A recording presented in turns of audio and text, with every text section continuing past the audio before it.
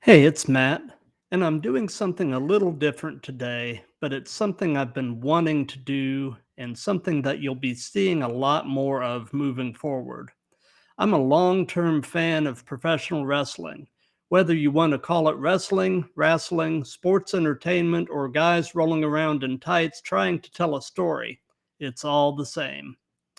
I've been a fan since I was around 12, and I'm now approaching 55. I've seen a lot in the years that I've been following the industry. I've seen all of the WrestleManias. I've seen the Attitude Era. I've seen the Monday Night Wars. I've been a fan of TNA. I've been a fan of Ring of Honor. I've been a fan of New Japan. I've seen the rise of indie wrestling, culminating in the rise of AEW, which has led to the renaissance of sorts that the industry is going through right now. It's definitely an exciting time to be a fan. At this point, I find the backstage drama and machinations within the business as, if not more intriguing than the storylines themselves. It's just a lot of fun, and it's something else that I'm pretty passionate about. I'm hoping actually to start interviewing some indie wrestlers soon, similar to what I've been doing with the bass players. So be on the lookout for that new content, hopefully coming soon. So, we're in WrestleMania 40 week, and I figured what better way to launch my wrestling related content than to give my predictions for the biggest show of the year. This video is going to be my predictions for night 1 of Mania. My video for my predictions for night 2 will be out tomorrow. So without further ado, let's get on with it.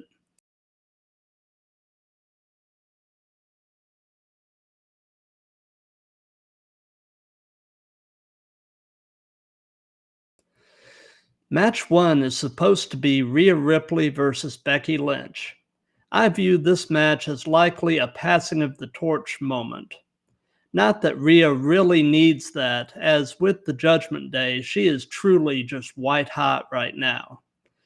I think it's pretty safe to say that Rhea wins this match, especially considering that the word is that Becky has not signed a new WWE deal as of yet, and that her contract is supposedly expiring imminently. Now, I don't anticipate Becky signing anywhere else, as I think she and Seth Rollins are likely WWE lifers. But I could see her taking some time away to focus on being a mom and also to maybe do some acting work and then return in a couple of years for one final run.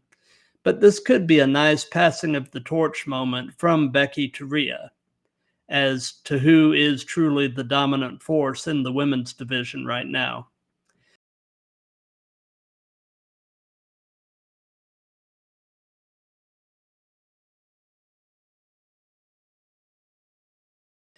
Next match is the six-pack ladder match for the tag titles.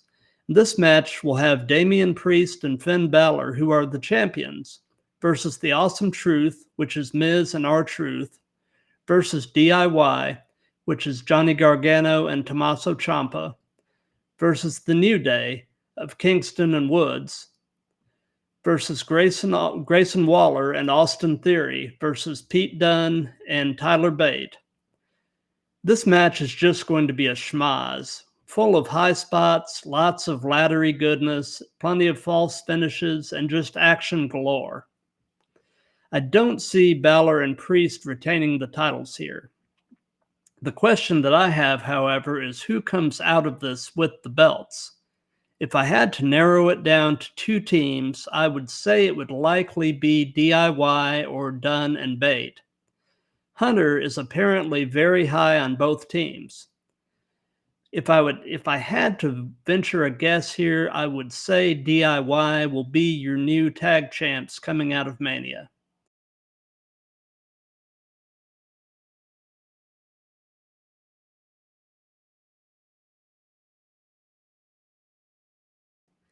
The next match is Rey Mysterio and Dragon Lee versus Santos Escobar and Dominic Mysterio.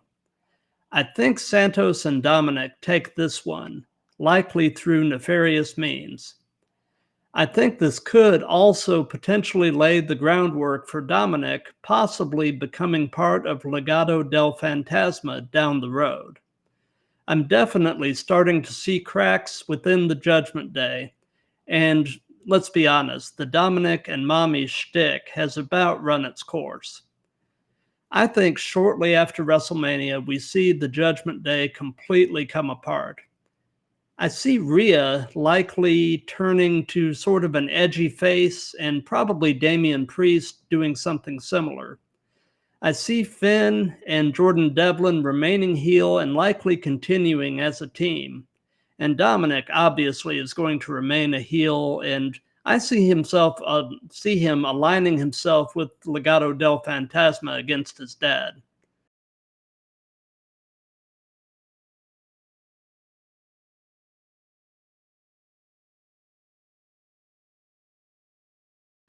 Next match is Jey Uso versus Jimmy Uso.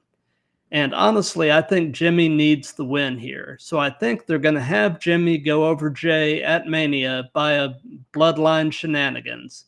And this will lead to a rematch at SummerSlam where Jay will go over clean. Beyond that, I see either the Uso brothers reconciling and getting the tag team back together, or Jay moving on to either the US or Intercontinental title picture.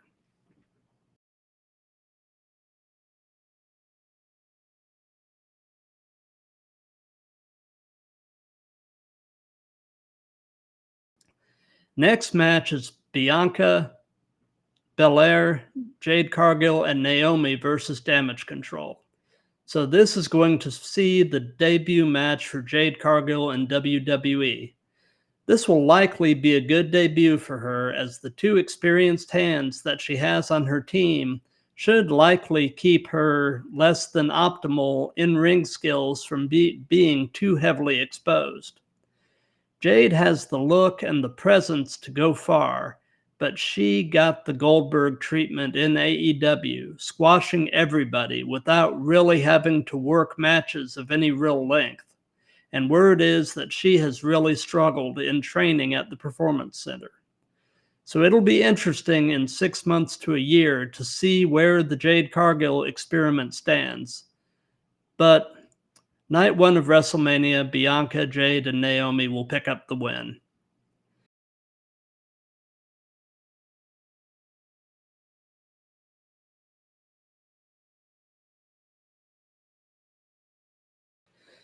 Next match, we have Sami Zayn versus Gunther. I think this is likely to be the feel-good moment of Mania, at least for night one. I think this is going to be a hard-fought and potentially bloody affair, and this could very well be match of the night. I think Sami ultimately will win the title here. This allows Gunther to move on to potentially a program with the winner of the world title match between Rollins and McIntyre on night two. I think, like I said, I think Sami's going to win the belt and have a nice celebration in the ring with Chad Gable, who storyline wise helped train him. I think they'll let this be a happy moment on Mania night. On Monday's Raw, however, they'll have Gable turn on Sami, setting up Sami's first feud as Intercontinental Champion.